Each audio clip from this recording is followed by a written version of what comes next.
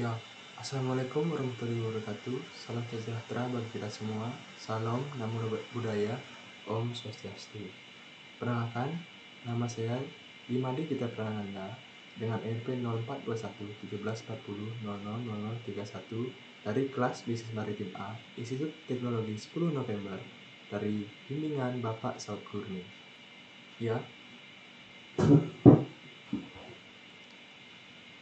Di sini saya akan menjelaskan new normal bisnis maritim kita di masa mendatang pasca COVID-19 atau keadaan bisnis maritim Indonesia pasca mendatang dengan adanya COVID-19 atau pandemi COVID-19.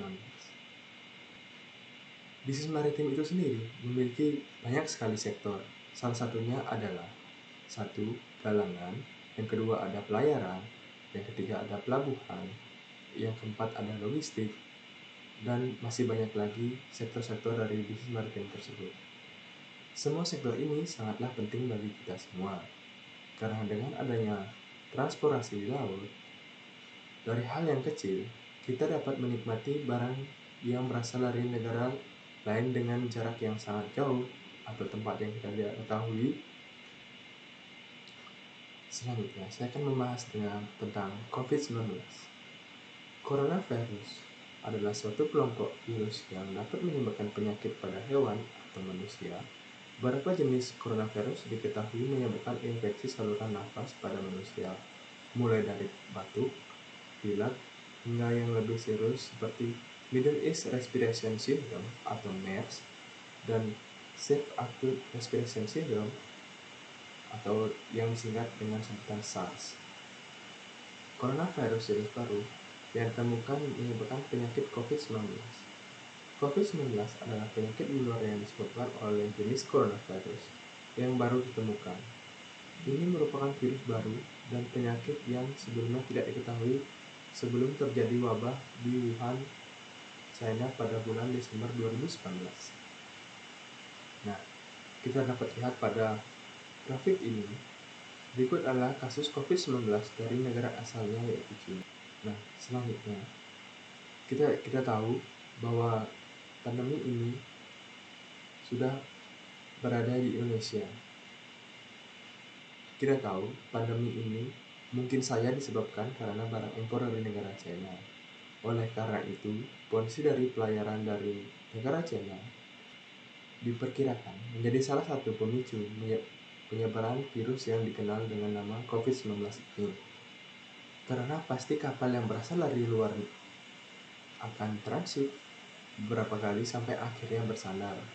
Berikut adalah ilustrasi penyebaran virus sampai di Indonesia.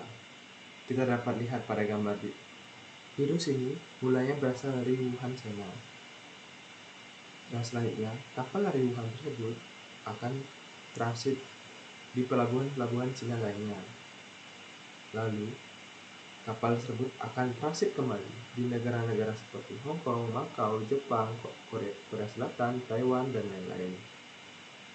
Selanjutnya, kapal tersebut akan membawa kru dan kargo atau muatan. Nah, selanjutnya, kapal tersebut akan bertujuan ke Indonesia, seperti di Pelabuhan Belawan, di Tanjung Priok, di Perak, di Bali, Makassar, dan lain-lainnya. Nah, selanjutnya, di pelabuhan tersebut, kapal akan transit dan bersandar. Ini memungkinkan kru atau kargo yang dibawa sudah terpapar COVID-19 dan menyebar di Indonesia. Cara menyebarnya sendiri yaitu oleh kru kapal, penumpang, dan kargo. Dengan penjelasan ini, potensi terbesar dari penyebaran adalah oleh kapal penumpang yang berlayar secara internasional atau kita sebut kapal pesiar. Tetapi, semua kapal akan memiliki potensi penyebaran. Mungkin tingkat potensinya ada yang lebih besar atau yang lebih kecil, tergantung dari muatan kapal tersebut dan banyak orang yang terdapat pada kapal tersebut. Yang pertama kita bahas kru kapal sebagai penyebab dari penyebaran. Kru berpotensi menyebabkan penyebaran jika melakukan pelayaran internasional dan singgah di Cina dan singgah di pelabuhan lainnya yang tidak terpapar virus corona. Yang kedua ada penumpang. Penumpang yang melakukan pelayaran internasional yang berasal dari kapal pesiar memungkinkan terpapar virus corona dan menyebarkan ke tempat lainnya. Benda basah atau lembab yang kita spesifikasikan di sini yaitu makanan dapat terpapar virus corona karena kurang terjaga kebersihan dan kehigienisannya. Kita dapat lihat pada gambar ini bahwa kru kapal menjadi potensi terbesar dalam penyebaran virus COVID-19. Selanjutnya, ada akibat dari COVID-19 itu sendiri. Penerapan peraturan yang membatasi kegiatan sosial banyak dilakukan, seperti yang kita tahu, yaitu PSBB atau seruan work from home atau singkatnya WFH, banyak sekali terpampang di media sosial. Dengan demikian, banyak yang mulanya harus melakukan pekerjaan di kantor, menjadi hanya di rumah saja. Rapat dengan bertatap muka sekarang berganti menjadi menggunakan meeting platform. Seperti saya contohnya, biasanya melakukan perkuliahan bertatap muka langsung di kelas dengan dosen. Sekarang menjadi hanya online meeting di sebuah platform, seperti halnya homeschooling. Selanjutnya, protokol-protokol yang harus dipatuhi selama COVID-19 ini dan seterusnya kalau bisa, karena protokol ini sangat bagus sekali untuk menjaga kesehatan dari semua orang. Protokol ini wajib dilakukan untuk orang-orang yang masih tetap bekerja ke kantor, yaitu yang pertama menggunakan masker. Masker di sini berfungsi untuk mencegah penyebaran dengan cara droplet, karena COVID-19 ini menyebar dengan cara droplet. Yang kedua adalah rajin mencuci tangan atau menjaga kebersihan. Yang ketiga ada cek suhu tubuh setiap masuk ke gedung. Cek suhu tubuh ini berfungsi untuk mengetahui apakah orang tersebut dalam keadaan tidak sehat atau sehat. Yang keempat ada menjaga pola kesehatan. Menjaga pola kesehatan ini kita dapat asumsikan dengan makan yang teratur, istirahat yang cukup, olahraga yang cukup, dan masih banyak lagi. Nah, di sini kita dapat lihat pada gambar PT Pelindo menunjukkan banyak sekali cara-cara untuk pegawainya agar tetap sehat dan terhindar dari COVID-19.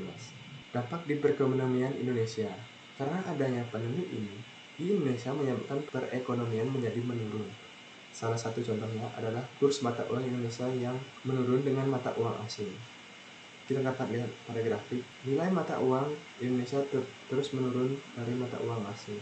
Sampai saat saya membuat video ini, mata uang Indonesia dengan US dollar adalah Rp14.715. Kondisi pelayaran Indonesia.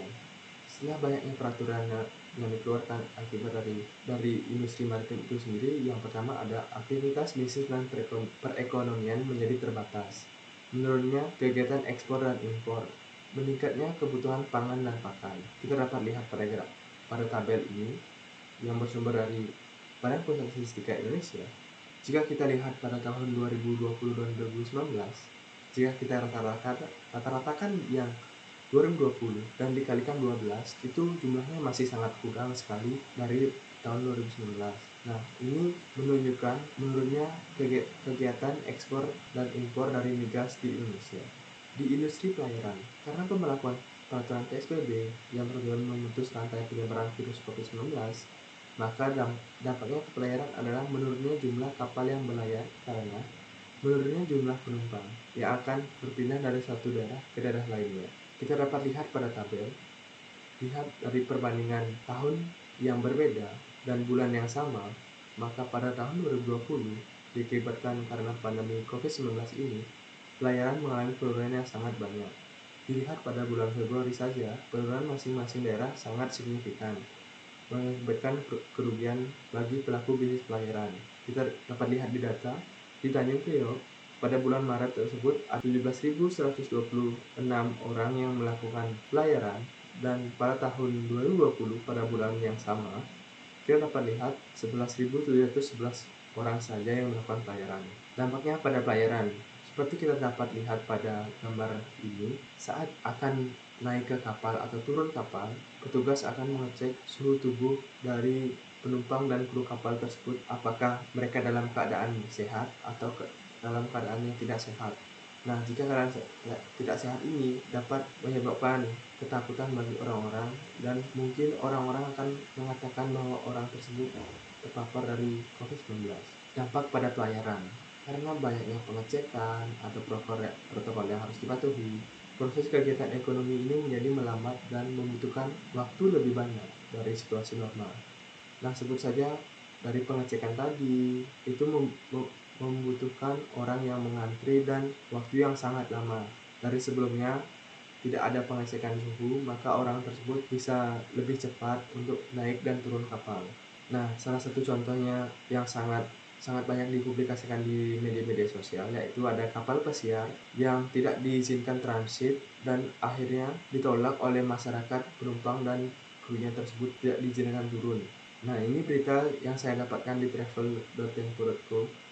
Nah, jadi kapal tersebut ingin transit di sebuah pelabuhan dan tidak diizinkan oleh warga sekitar, maka penumpang dan kru kapal tersebut tidak turun ke pelabuhan atau turun dari kapal. Selanjutnya ada respon pelayaran.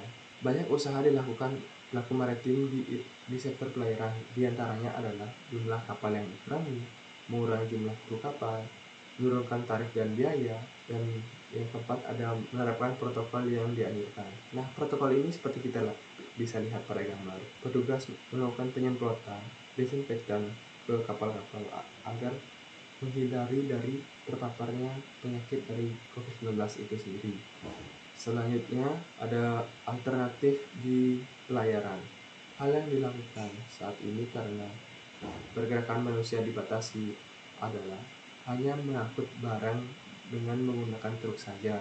Penumpang orang dibatasi hanya diperbolehkan supir dari truk tersebut dan sama sekali menolak penumpang, hanya boleh mengangkut barang saja. Langkah-langkah penting yang dilakukan untuk tetap menjalankan kegiatan maritim adalah melakukan himbauan kesehatan seperti menggunakan masker dan membersihkan diri secara teratur. Yang kedua, armada untuk melakukan pengiriman atau jumlah kapal itu dikurangi. Yang ketiga, harus membiasakan diri dengan sistem yang baru dengan menggunakan semua pertemuan dengan online. Yang keempat, menganalisa dan menanggulangi risiko yang ada dalam menjalankan bisnis. Dan yang terakhir adalah merubah skenario bisnis agar tetap bersaing. Nah, merubah skenario bisnis ini sangatlah penting. Jika kita tetap melakukan skenario awal, maka kita tidak dapat memprediksi bagaimana keadaan bisnis di Indonesia jika terjadi COVID-19. Nah, dari materi saya tersebut, saya mengambil referensi dari Bapak Saud Gurning yang berjudul Martin Business Under COVID-19 Disruption, dari Badan Pusat Statistika, dari travel.tempo.co, dan dari pelindo.co.id. Sekian penjelasan dari saya. Apabila ada kesalahan, mohon dimaafkan. Wassalamualaikum warahmatullahi wabarakatuh. Salam sejahtera, salam namo buddhaya, Om Santi Santi Santi Om.